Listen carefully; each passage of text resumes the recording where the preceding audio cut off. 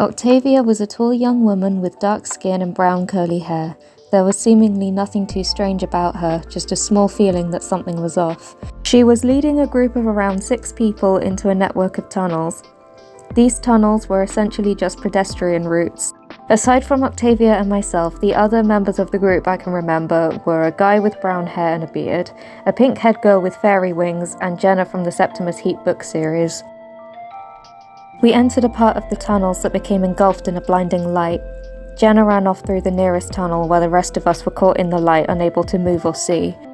When the light faded, our surroundings had completely changed. We were in a big maze, the walls made up of multicolored cubes.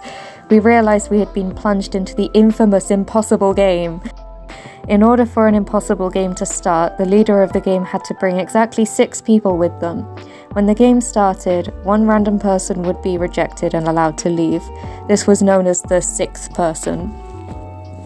Octavia had also changed.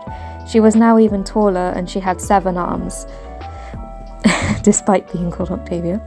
One of her arms was short and awkwardly stuck out of her hip. She announced that we were in the impossible game and that we had to complete 3 missions before she zapped all of us out of existence. Despite the game being impossible, I was determined to complete it. I wasn't having much luck, and I already saw Octavia zap someone out of existence. They disappeared into an explosion of sparkles. I stumbled across a hidden path to what looked like a small aquarium.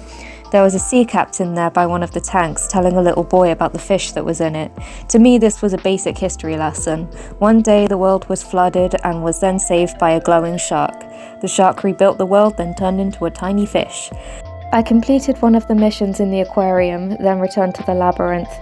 I ran into the bearded guy and the pink-haired girl. The girl had tried to pick a fight with Octavia, but it didn't work out and they legged it. We found a spot where we could temporarily hide from Octavia so we could discuss what to do. "We're never going to complete these stupid tasks," the girl said. "Especially not before she zaps us out of existence. She's already got 2 of us. She made this place, so we have to beat her to get out." "How do we beat her though?" I said. "She has godlike powers here." "I think the legendary world-saving fish could beat her," said the guy. "And I know exactly where to find it," I smiled. Meanwhile, Jenna, the 6th person, had just left the tunnels. The exit looked like a mine shaft. A homeless man was sitting there. "How did you get out here?" he said. "I thought there was an impossible game going on. All the tunnels are blocked." Jenna turned around to see that the entrance to the tunnel was now blocked by a solidified light. "I guess I got lucky," she said. Back in the labyrinth, me and the bearded guy were taking the legendary fish out of the tank. "Leave the fish where it is," the sea captain shouted. "That is a legendary world-saving fish." "We know," I said. I had the fish in my hands and the bearded guy was pouring water on it. The pink-haired girl had been trying to keep Octavia in one place so we could get to her quickly. When I got close enough, I threw the fish at Octavia. It landed on her face and uselessly flopped about. She zapped it away. "Well, that was a great effort, but you know what happens next," she said. I braced myself. I saw the bearded guy explode into sparkles. I started to feel distant and felt a force pulling me back. It felt like I was falling backwards into a tunnel of static. Suddenly, a hand appeared through the static and a familiar voice said, "Are you all right?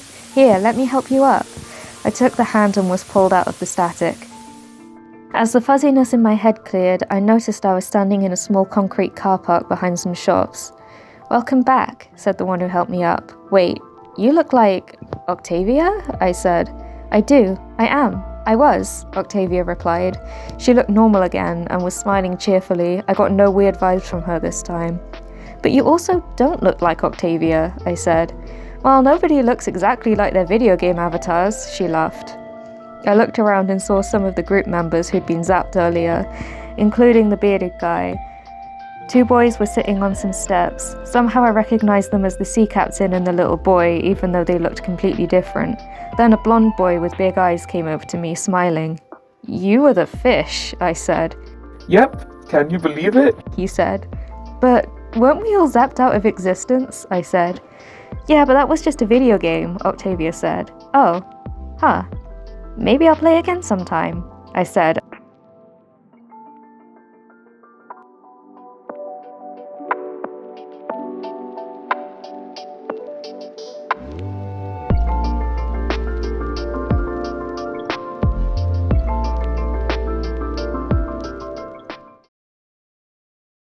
These tunnels were essentially just pedestrian routes. Pedestrian routes. I've become Herbert the pervert. Back in the labyrinth, me and the bearded guy were talking to the legendary fish. No, we weren't talking to the legendary fish.